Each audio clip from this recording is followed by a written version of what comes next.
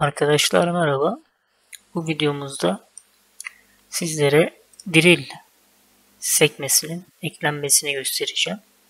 Eski versiyonlarda bu kısımda drill sekmesi vardı. Delik operasyonlarımızı o sekme üzerinden gerçekleştiriyorduk. Daha sonrasında hole making drill sekmesinin yerini aldı arkadaşlar. Ama yine de eski kullanıcılar ve drill sekmesinin kategorisinin farklı özellikleri de işimize yaradığı için bazı operasyonlarda onu kullanmak durumundayız. Konumuza gelecek olursak programımızı kapatıyoruz.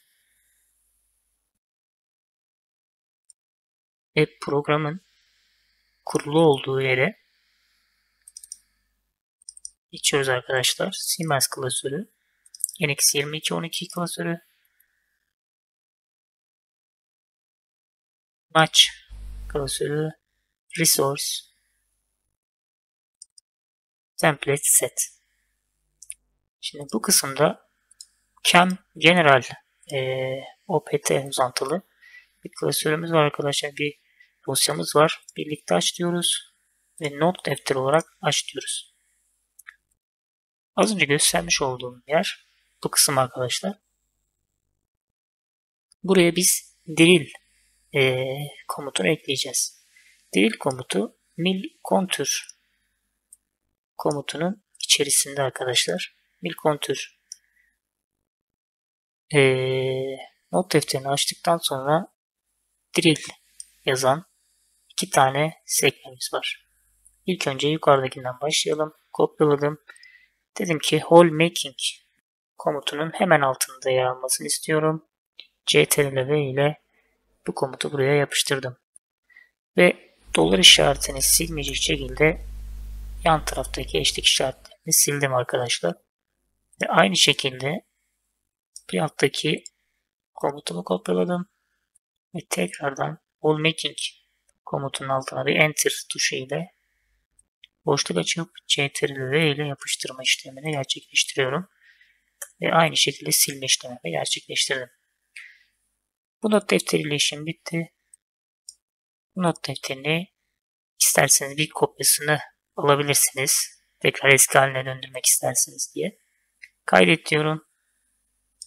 Masa üstüne. Çünkü burayı izin vermeyebilir arkadaşlar. C klasörü olduğu için.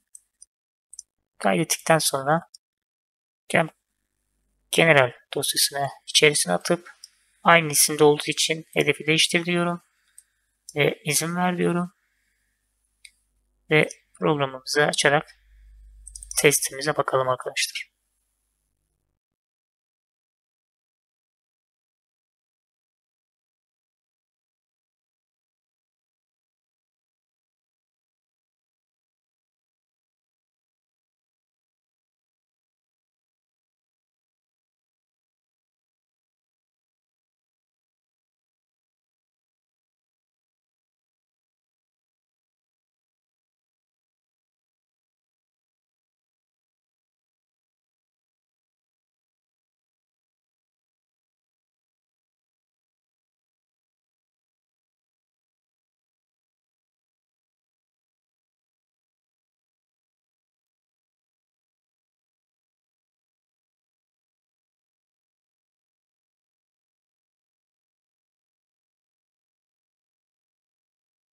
Evet arkadaşlar.